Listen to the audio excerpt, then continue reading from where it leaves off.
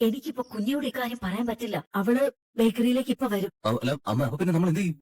ക്യാഷിൽ നിന്ന് അവൾ അവിടെ ഉള്ളത് പെട്ടെന്ന് അറിയും. നീ എന്തെങ്കിലും പറഞ്ഞ് ഓമൻ അമ്മയുടെ കൂടെ നിർത്തിയാ മതി. അല്ല അപ്പൊ അമ്മ ബേക്കറിയിലോട്ട് വരുന്നില്ലേ?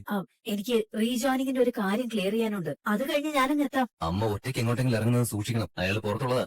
ഞാനത് ശ്രദ്ധിച്ചോളാം. നീ കുഞ്ഞിയുടെ കാര്യം നോക്കിക്കോണം. ഞാൻ വരുന്നവരെ നീ ഒരിടത്ത് ഇറങ്ങി പോരുത്. ഇല്ലമ്മ, ഞാൻ എങ്ങും പോവില്ല. ഞാൻ ഇവിടെ തന്നെ ഉണ്ടാവും. ശരി.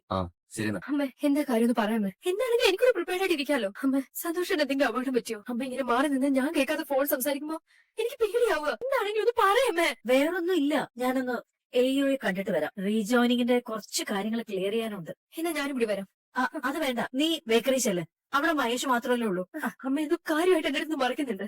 ഇല്ല കുഞ്ഞിക്ക് തോന്നുന്നതാ. ഞാനൊന്ന് പോവാൻ റെഡി ആവട്ടെ.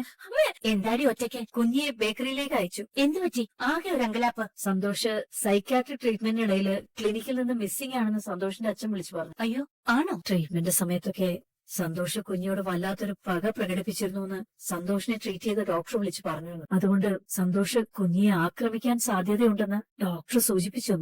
അയ്യോ, ഞാനങ്ങനെ മഹേഷിനോട് ഇക്കാര്യം വിളിച്ചു പറഞ്ഞിട്ട് ഇങ്ങോട്ട് ഇറങ്ങിയത്. ബേക്കറിയില് കുഞ്ഞിയെ ശ്രദ്ധിച്ചോളാൻ പറഞ്ഞു. സന്തോഷിന്റെ അച്ഛൻ പറഞ്ഞത് ഞാൻ കുഞ്ഞിയോട് പറഞ്ഞില്ല. അവിടെ ഇരുന്നിട്ട് ആകെ ഒരു വെപ്രാളം. കൃഷ്ണേന്ദ്ര സാറിന്റെ മിസ്സിങ്ങും മോഹന്റെ ഭീഷണിയും എല്ലാം കൂടി ആലോചിച്ചിട്ട് ഒരു പിടുത്തവും കിട്ടുന്നില്ല. എടി, നീ സമാധാനപ്പെട്. എല്ലാത്തിനും ഒരു വഴി ഉണ്ടാവും. എങ്ങനെയെങ്കിലും കാര്യങ്ങൾ ഒരു കരയ്ക്ക് അടുപ്പിക്കാൻ നോക്കുമ്പോ വീണ്ടും എല്ലാം കയ്യിൽ പോവാണല്ലോ മേരി. ഒക്കെ ശരിയാവൂടി, നീ സമാധാനപ്പെട്. ഹലോ, മോഹനാണ് നിന്റെ കാമുകൻ കൃഷ്ണേന്ദ്രൻ എന്റെ കസ്റ്റഡിയിലുണ്ട്. ഹലോ കേൾക്കുന്നില്ല. ഹലോ എന്താടേ ഞാൻ പറയുന്നൊന്നും നീ കേൾക്കുന്നില്ലേ? നിന്റെ കാമുകൻ എന്റെ കസ്റ്റഡിയിലുണ്ടെന്ന്. നീ എന്റെ അടുത്തേ നേരിൽ വരണം. വന്നില്ലെങ്കിൽ എനിക്കൊന്നുമില്ല, പക്ഷെ നിന്റെ കാമുകന് പിന്നെ കൂടുതൽ ആയുസൊന്നും ഉണ്ടാവും. അയ്യോ. പിന്നെ ഞാൻ വിളിച്ച കാര്യം നിന്റെ പോലീസ് മരുമോനോ മൂന്നാമതൊരാളോ അറിഞ്ഞ ഇവനെ ഞാൻ പറഞ്ഞില്ലെന്ന്. ഇനിയിപ്പോ ഒരെണ്ണത്തിനെ കൂടി കൊന്നാലും എനിക്ക് കിട്ടിയ ശിക്ഷ ഇത്രയൊക്കെ തന്നെ കാണും. അപ്പൊ എങ്ങനെ നോക്കിയാലും മോഹനൻ ലാഭം തന്നെ. മനസ്സിലായോ? അതെ. എന്താണ് അതെ? നീ ഞാൻ പറയുന്നിടത്തേക്ക് ഒറ്റയ്ക്ക് വേണം വരാൻ. ശരി. വഴിക്ക് വാ. വരേണ്ട സ്ഥലേ ഞാൻ ഇനി വിളിക്കുമ്പോ പറയാം. ഒരു കാര്യം കൂടി ഞാൻ പിന്നെ ഓർമ്മിപ്പിക്കുകയാണ്. ആരോടും പറഞ്ഞു നീ വലിയ ആളാവാൻ നോക്കരുത്, കേട്ടല്ലോ? അതിബുദ്ധി വേണ്ട. ഇല്ല. എന്ത് പറ്റി സരസു? അത് ആരാ വിളിച്ചത്? അത് ബേക്കറിന്നാ. എനിക്ക് അങ്ങോട്ടൊന്ന് പോണം പെട്ടെന്ന്. എനിക്ക് ബേക്കറിന്നാന്ന് തോന്നിയില്ലല്ലോ. ആരാ? ഞാൻ ഇറങ്ങുമോ മേരി? ഞാൻ വിളിക്കാം. ജോണേ, അവൾ എന്തോ ഒളിക്കുന്നുണ്ട്. എനിക്കും തോന്നി. ടീച്ചർക്ക് ആകെ ഒരു അങ്കലാപ്പും പരിഭ്രമവും. എന്തായാലും നമുക്ക് നോക്കാം. എടോ, ആ ചെറുക്കനെന്തെങ്കിലും തിന്നാൻ കൊടുക്കണ്ടേ? അവന്റെ ഇരിപ്പും പാവൊക്കെ കണ്ടിട്ട് എന്തോ പോലെ. താൻ എന്താന്ന് വെച്ചാൽ അവനെടുത്ത് കൊടുക്കും. അയ്യോ, എനിക്കൊന്നും പറ്റത്തില്ല. അവൻ എന്റെ അടുത്ത് ആ കളി മുഴുവൻ ഞാനെടുത്ത് കൊടുത്താലേ എന്തേലും എടുത്ത് അവൻ എന്റെ തലമുടക്ക് അടിക്കും. എന്താ ഓരോ മാരണങ്ങൾ. ഇവരെ രണ്ടാളെയും കൊണ്ട് എന്ത് പരിപാടിയാ ഉദ്ദേശിക്കുന്നത്? ഒരു യുദ്ധത്തിനുള്ള കോപ്പ് കൂട്ടാണ് കാരണവരെ. പിന്നെ ഈ വാർ സ്ട്രാറ്റജി അത് ഒരു പട്ടാളക്കാരനും ആരോടും പറയും. താൻ എന്ന് കണ്ട ആസ്വദിക്ക്. ഗാലറിയിൽ കാര്യം അറിഞ്ഞിട്ട് വേണം നിക്കണോ ഓടണോന്ന് തീരുമാനിക്കാൻ. ഇനി താൻ ഇവിടുന്ന് പോയാലേ തന്നെ ഞാനുണ്ടല്ലോ വെടിവച്ചിട്ടല്ലോ ആണ്ടവ പെട്ടു ആണ്ടവ. ഇനി യുദ്ധം കഴിയുന്നത് വരെ ജീവനുണ്ട്. താൻ ഇവിടെയൊക്കെ തന്നെ ഉണ്ടാവും. ഇപ്പൊ സന്തോഷിന്റെ തലയ്ക്ക് ബോധമില്ലാത്തത് കൊണ്ടാ അവനെ പിടിച്ചോണ്ട് വരാൻ ഞാനും കൂട്ടു നിന്നത്. ഇക്കാര്യമെല്ലാം മണി അറിഞ്ഞാ തീർന്നു. അതിന് താൻ മണിയും കിണിയൊക്കെ കണ്ടിട്ട് വേണ്ടേ? എന്നെ കുഴപ്പത്തിലാക്കല്ലേ മോഹന. കാരണവരെ താൻ ഇപ്പൊ തന്നെ കുഴപ്പത്തിലല്ലേ? ഇനിയിപ്പൊ പ്രത്യേകിച്ച് എന്ത് കുഴപ്പം വരാനാ ഇല്ലേ?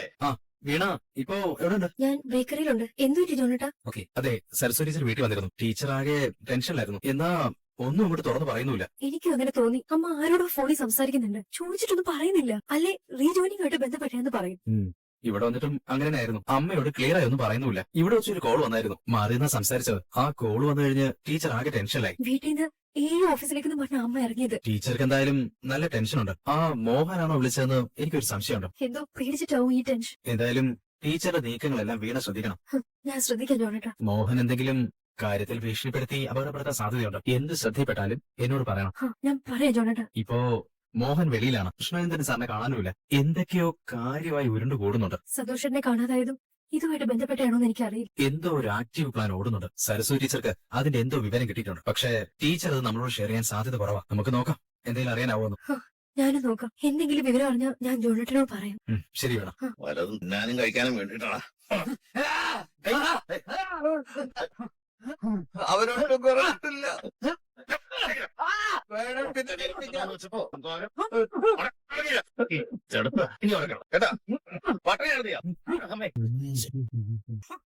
എന്നെ ഇങ്ങനെ വായ് മൂടി കെട്ടിയിടരുത്. എനിക്ക് വയ്യാത്തതാ. നിങ്ങൾ എന്താ വേണ്ടെന്ന് പറഞ്ഞാൽ ഞാൻ കേൾക്കും. അല്ലാതെ എന്നോട് അക്രമം വേണ്ട. ബഹളം വെക്കുമെന്ന് കരുതി എന്റെ വായ് മൂടി കെട്ടണ്ട. ഞാൻ മിണ്ടില്ല.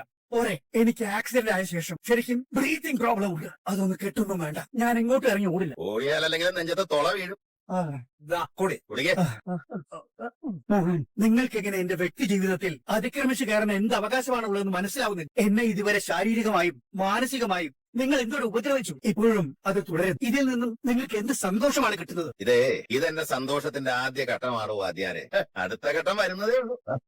അതിന് സരസ്വതി പിടയ്ക്കണം, നൊന്ത് നീറണം. അതിലേക്ക് നമ്മൾ വരുന്നതേ ഉള്ളൂ. എന്നെ ജയിലിലാക്കിയിട്ട് രണ്ടും കൂടി പൊറുക്കാമെന്ന് കരുതി അല്ലേ? ആ കാര്യങ്ങളൊന്നും നിങ്ങളെ ബാധിക്കുന്ന വിഷയമല്ല മോഹൻ.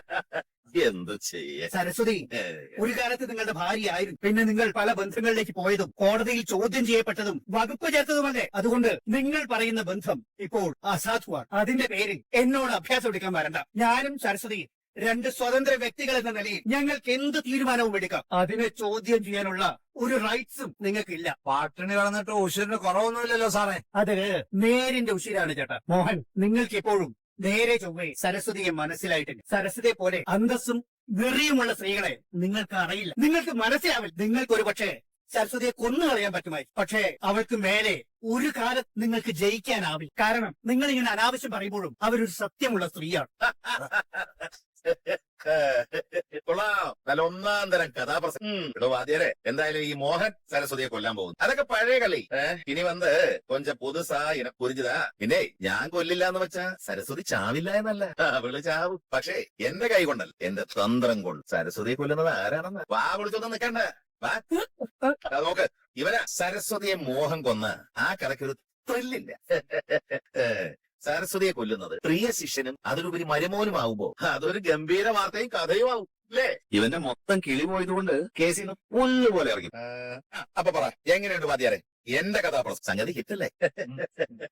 എന്റെ വാദ്യാരെ, ശരിക്കും എന്റെ കുഞ്ഞുട്ടിന് എന്ത് പറ്റുമെന്നോ എനിക്ക് ഒട്ടും താങ്ങാൻ പറ്റും. എനിക്ക് എന്റെ കുഞ്ഞുട്ടിനെ വേണം. അന്വേഷിക്കല്ലേ മണി, ഉടനെ കിട്ടും. നീ ഒന്ന് സമാധാനിക്ക്. കുഞ്ഞുട്ടിന് വന്ന എല്ലാ പ്രശ്നങ്ങൾക്കും കാരണം ഞാനല്ലേ? അങ്ങനെയല്ലേ ആ ഡോക്ടർ പറഞ്ഞത്? നീ അവനെ വല്ലാതെ പരിഗണിച്ച് അവന്റെ ജീവിതത്തിൽ ഇടപെട്ട് നശിപ്പിച്ചെന്ന്. വീട്ടിൽ അവൻ അഭിപ്രായങ്ങളോ തീരുമാനങ്ങളോ ഇല്ലാത്ത ആളായി പോവാൻ ഉറപ്പായും നീ തന്നെയാണ് കാരണം മണി. എനിക്ക് കുഞ്ഞുട്ടിനെ അത്രയ്ക്ക് കാര്യമായിട്ടല്ലേ ഞാൻ ഇതിലേക്ക് ഇടപെടുന്നേ? പരുവമായാൽ എല്ലാ ജീവികളും അതിന്റെ കുഞ്ഞുങ്ങളെ അകറ്റിവിടും. മനുഷ്യനും ആ ഒരു ബോധ്യം വേണം. മക്കളുടെ ജീവിതത്തിൽ എല്ലാത്തിനും കയറി ഇടപെടുന്നത് സ്നേഹമാണെന്ന് നീ കരുതരുത്. അല്ല, അങ്ങനെയല്ലെന്ന് ഇപ്പൊ നിനക്ക് ബോധ്യമായല്ലോ അല്ലെ? എനിക്കെല്ലാം ബോധ്യമായിട്ടുണ്ട്. എനിക്ക് എങ്ങനെങ്കിലും എന്റെ കുഞ്ഞുട്ടിനെ തിരിച്ചു വേണം.